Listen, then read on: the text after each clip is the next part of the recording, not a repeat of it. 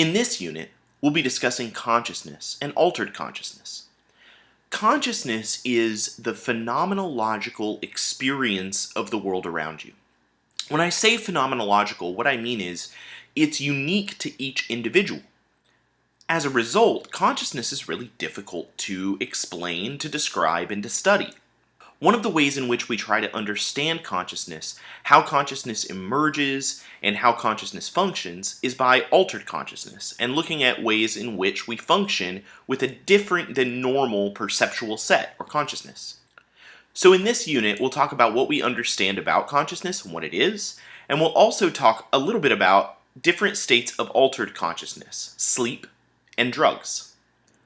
I think one of the most interesting ways to talk about consciousness is through a few demonstrations. So watch this short video. This is a test. How many times does the white team pass the rubber band ball? Go!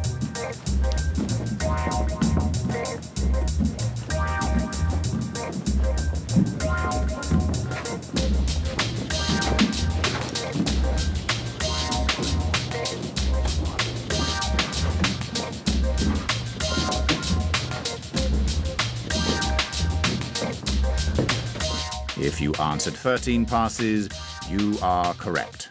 But did you see the black belt gorilla? Go!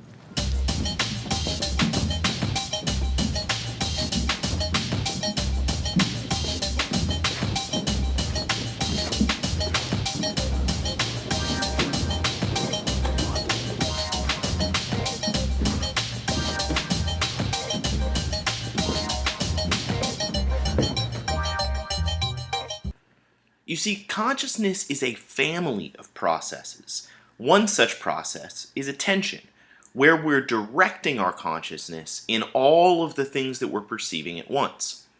This short video that you just watched is a marketing example of a classic study where they used this is a still from the original video, where they found that about 50% of participants, and I'm guessing about 50% of you, didn't notice the gorilla on the first pass.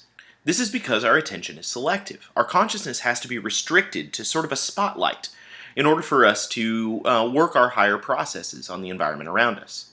As a result, our consciousness tends to be blind to things that we're not paying attention to, so this is an example of inattentional blindness. And in some cases, we can also be blind to change of features that we're not paying attention to. If you're interested, Google change blindness. There's some really interesting videos demonstrating the effect. As I mentioned, most of what we understand about consciousness is through studying situations in which our consciousness is altered. That is, situations in which our perceptual set, the way we view and understand the world, is different than during our, quote, normal waking hours. One of the most cleverly studied aspects of altered consciousness is sleep, so we'll spend a little time talking about sleep. If you'll remember from Chapter 2, we talked about the body's fast and slow chemical messenger systems. The fast chemical messenger system, neurotransmitters, operates primarily within the central nervous system. The slower chemical messenger system, hormones, operates through the central nervous system and the bloodstream. As a result of hormonal rhythms, humans and other animals experience the circadian cycle.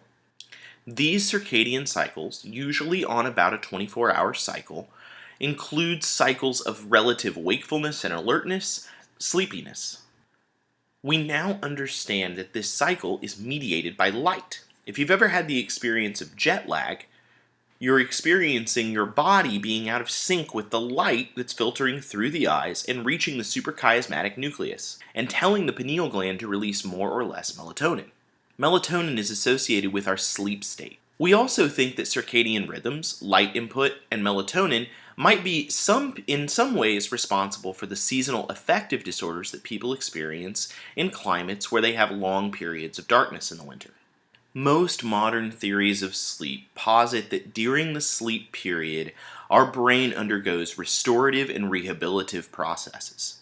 Over the course of our sleep time, we cycle through several stages of sleep. There are 4 stages of sleep that are helpful for you to understand. You can talk about the 4 stages as relative depth of sleep, where stages 1 and 2 are sort of closer to the conscious surface than stages 3 and 4. About every 90 minutes, you experience an REM cycle. Most research on sleep indicates that REM is the most important component of sleep. The length of this REM period extends throughout the night, so the longer you're asleep, the more REM you're getting throughout the night. During this REM phase of sleep, you undergo full body paralysis. This is the phase of sleep associated with dreaming, where the brain tends to be active in very specific spindles and cycles, especially compared to the low, slow wave brain patterns of other stages of sleep. So what happens when you don't get enough sleep? When you finally do sleep, you tend to go through a stage 4 and REM rebound. That is, you spend more time in deep stage 4 sleep and REM sleep than you would during a normal sleeping cycle. How long do you think someone could go without sleeping and be able to physiologically recover from it? The longest recorded that we know is 11 days, which is a really long time without sleep. We also know that after about 2 weeks, there's irrecoverable damage from being awake that long, and people typically die. But even very small types of sleep deprivation can be extremely dangerous. You see, even though you might feel refreshed after waking up after a short amount of sleep, your body hasn't wiped away all of that sleep debt in your consciousness. And there are consequences for the brain and behavior when you're under a sleep debt. Just after 17 to 19 hours of being awake, and that corresponds to, say, getting up at 8 o'clock in the morning and being still awake at 1 a.m., behavioral impairment is approximately equal to a 0.05 BAC. That is, you're almost impaired enough to be considered illegal to drive. Be very careful of the amount of sleep you're getting. Several of the studies indicated in the text talk about the consequences of sleep debt for academics, for memory and cognition, and for a variety of other things. Protect your sleep and protect that restorative process. Dreams have long fascinated humans. They certainly interest me. When you think about them sort of objectively or from a distance, as this XKCD comic does, they're insane. The idea that we lose consciousness and experience vivid hallucinations that sometimes when we awake are difficult to distinguish from reality is fascinating and challenging. And poses all sorts of questions for what's real and what's not. While there have been a variety of different theories about dreams and what they mean and what they are, most modern scientists endorse some version of the activation synthesis or the activation information hypothesis about dreams. That is, the brainstem and the pons and the lower parts of the brain are active in the evening, particularly during REM sleep. Those activations are connected with cortical activity. And since we know that REM sleep and other parts of the sleep cycle are associated with the consolidation of memories, we think that the patterns of activation from the brainstem and the pons result in patterns of activation in the cortex. And those patterns of activation, though random, are interpreted by the consciousness as some sort of event or experience. That's why your experiences during the waking conscious hours can contribute and can predict your experiences in dreams. When I was young, I heard dreaming described as a toy box. That at the end of the day, you take all that you've done and you put it in the toy box, starting with what you got out first and ending with what you did last. And when you dream, sometimes your brain opens up the toy box and pulls things out. It's most likely to pull out things that you experienced just before going to sleep. So, if you want your dreams to be more pleasant, spend your time in the evenings before falling asleep dwelling on those things that are pleasant. I'll also mention here that although the interpretation of dreams was a foundational piece in psychology, we understand now that there's really no empirical support for understanding or predicting anything out of someone's dreams. However, they can be instructive to the individual who experiences them, certainly. So it's not that they're not valuable, it's just that there's no sort of systematic way to understand how dreams influence us. So let's talk about a similar example of altered consciousness, hypnosis. Maybe some of you have been to a hypnotist show or have participated in a hypnotist show, or maybe some of you have friends or family or you yourselves have experienced hypnotherapy for something like smoking cessation or something else. What we understand, again, empirically about hypnosis is that hypnosis appears to be a social interaction primarily. in which one person, the hypnotist, suggests to another person, the subject or the person participating, that certain perceptions, feelings, thoughts, or behaviors will occur spontaneously or on command. What I mean when I say that hypnosis is a social interaction is that, of course, there's no magic involved here, and there's only a slightly altered state of consciousness.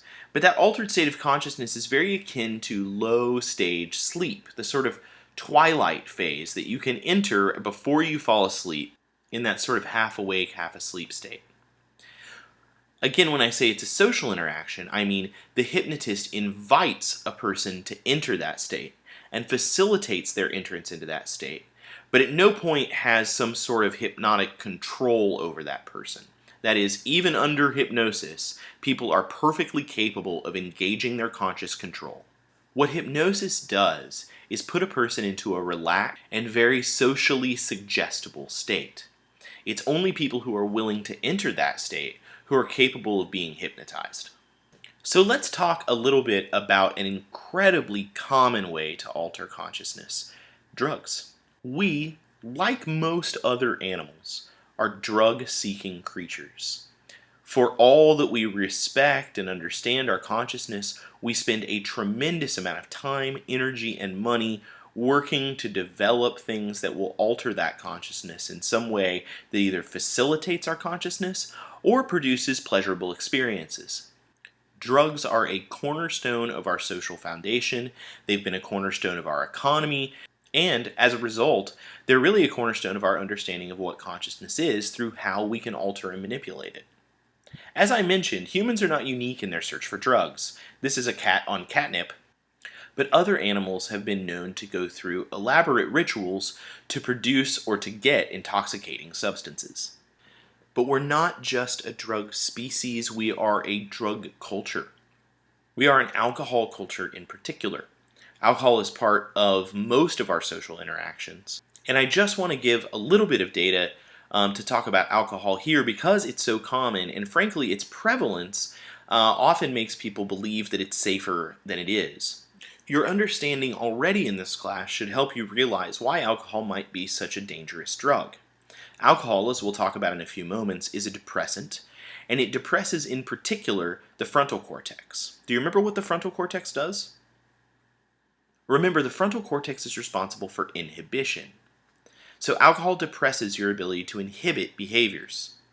So not only does it decrease reaction time and cause all sorts of other behavioral issues, it also causes a decrease in inhibition such that you'll probably think you feel fine even when you're not. Pay very careful attention to what your blood alcohol content is likely to be, and respect that. Respect the science rather than your feelings of de-inhibition. I wanted to take a moment to reconnect this section on drugs to Chapter 2 and talk about dependence and tolerance in a little bit of detail and how they work in the brain. As you understand from reading the text, tolerance develops as we behaviorally experience certain effects of the drug. That is, the first time you become intoxicated by alcohol, it takes a lower amount of that drug to produce the same behavioral effect. Now, why do you think that happens? Why do you think biologically tolerance develops? One way to understand this is the body is always seeking equilibrium. Big changes, particularly to consciousness, are something that the body's systems sort of attempt to avoid. As a result, when you experience the drug in the future, your body produces sort of countermeasures to counter the effect, and as a result, it takes more of the drug to produce the same effect. What's interesting about tolerance is that you only experience tolerance to the effects that you are experiencing of the drug. You see, some drugs have different effects at different doses. Heroin and morphine and other opiates are a good example. Those opiates produce euphoria and some other symptoms at relatively low doses, which you can develop tolerance to over time. So, as you use an opiate, for instance, you need more of that opiate to produce the euphoria over time. That tolerance curve here moves further and further this direction. Unfortunately, at large doses of opiates, you experience the effect of respiratory depression, that is, you suffocate. But since you don't experience that effect until a very high dosage, the tolerance curve for the euphoric effects keeps moving further and further and further towards this effect of respiratory depression, and eventually the dose you need to get the euphoria is very close to the dose you need to overdose. This is what can make tolerance to drugs so dangerous. So drug dependency is when we have experienced a significant amount of that receptor downregulation and of that downregulation of the production of the neurotransmitters. And as a result, when we don't have the drug in our system, we experience withdrawal effects. Withdrawal effects are physiological symptoms, things that we feel, when the drug is absent. These can vary from mild irritation and discomfort and a headache and associated with caffeine withdrawal, to horrible and life-threatening seizures and tremors in the case of severe alcohol or opiate withdrawal. So dependence is when someone uses a drug to avoid those withdrawal symptoms. That is, if they were to stop using the drug, they would experience significant physiological withdrawal symptoms. You might be thinking, does that mean I'm dependent on caffeine? And if you're like most Americans, probably so. Which is why we distinguish between drug dependence, which is a physiological phenomenon, and drug abuse. Drug abuse is when that dependence has personal and social consequences. For example, while you might be dependent on caffeine because you'd experience physiological withdrawal symptoms, you're probably not abusive of caffeine. That is, you probably haven't lied, stolen, or cheated in order to get caffeine. It probably hasn't impacted your ability to work or meet your family obligations in a negative way, etc. So we distinguish between dependence, which is a primarily physiological phenomenon, and abuse, which is a primarily psychological and social phenomenon. One thing I want to mention about dependence is that drugs vary in their tendency to cause dependence. What kinds of drugs, or rather I should say, what kinds of drug effects do you think are most likely to cause dependence? Drugs that have a very quick onset and drugs that have a very quick offset are the most likely to cause dependence. That is, you experience a quick reinforcement when you take the drug, and you experience a relatively swift withdrawal when you don't have that drug. That promotes repeated, constant, and of course because of tolerance, increasing use. As a result, nicotine is one of the most dependence-causing drugs that we know. Nicotine has a very fast action of onset, and it has a pretty rapid decline as well. In fact, there are several studies that demonstrate that nicotine users are remarkably effective at maintaining their blood nicotine level over time. If you surreptitiously slip them cigarettes that have less nicotine content, they'll smoke more of them, and vice versa. In this video, we won't take the time to detail each of these drugs listed here, but I want you to understand the way that we classify drugs based on the effect they have on consciousness. The most common drugs, as we've been talking about, are stimulants, like caffeine and nicotine. Those two stimulants in particular are incredibly common and carry a pretty high rate of dependence. In the case of caffeine, that dependence has relatively low consequences, but in the case of nicotine, that addiction comes with very high levels of personal consequences to health and well-being. Because over time, that drug and the method in which people use that drug has dramatic consequences on health. These drugs are classified as stimulants because the psychological effect that they have is stimulation and excitement. They also tend to increase the rate of firing of the nervous system, but they're called stimulants because they stimulate the consciousness. This next class of drugs are called depressants, because their primary conscious effect is relaxation and sedation. Alcohol, as we've already discussed, is a very common drug, and is associated with a variety of health and behavioral problems that we've already largely discussed. Other drugs in this class include barbiturates and benzodiazepines. Barbiturates and benzodiazepines are very interesting when understanding how consciousness functions. These drugs are usually given in a cocktail by anesthesiologists to put patients into a twilight-like sleep, where they're physically responsive, but they have no conscious memory of the experiences and tend to be very sedated. Finally, I'll mention narcotics because they're so commonly abused in Maine. Narcotics like opium, morphine, and heroin produce an initial experience of euphoria and sedation, but are among the most heavily dependence-causing drugs that we know. The cost of addiction is not just to the individual, of course, but to society and the individual that person interacts with. For example, treating heroin and opiate addiction in Maine costs the state millions of dollars each year. But it has more personal costs as well. Marie Hayes in the psych department at UMaine has spent decades understanding the effects of prenatal exposure to opiates. That is, what happens to babies who are born to parents who are dependent on these types of drugs throughout the pregnancy, and how do they wean babies off of these particular substances in infancy. The last class of drugs we'll talk about this week are hallucinogens, like LSD, ecstasy, and marijuana. These hallucinogens' primary effect is to distort consciousness and alter perception. These class of drugs are very unlike the others in that they carry a slightly lower risk of addiction and dependency, but depending on the strength of the hallucinogen, can have a variety of different negative effects, both personally and socially. LSD, for example, has been associated with long-lasting psychotic disorders, and ecstasy use has been associated with health consequences like serotonin syndrome. I wanted to talk about these drugs because I think it's important to understand that drugs, like anything else, are a tool. That tool can be used to a specific effect. So we know, for instance, that alcohol is a sedative and causes mild euphoria at low doses. As long as you understand how that tool functions, you can use that tool appropriately.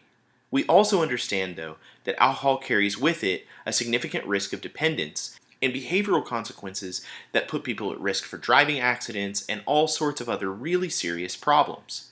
If we understand how these drugs work, we can recognize those symptoms of dependence in ourselves or in others and work to reduce the adverse effects of these drugs.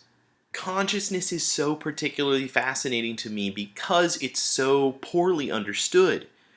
Our phenomenological existence, the feelings you have right now, your ability to shift your conscious attention from what I'm saying to what's happening beside you on your desk, is fascinating, but largely not understood. The biggest steps forward in psychology in the next 20 years are going to be leaps in understanding how the conscious experience emerges from the patterns of activity in the brain. I hope you've enjoyed applying your conscious attention to this, and I look forward to seeing your responses to this content.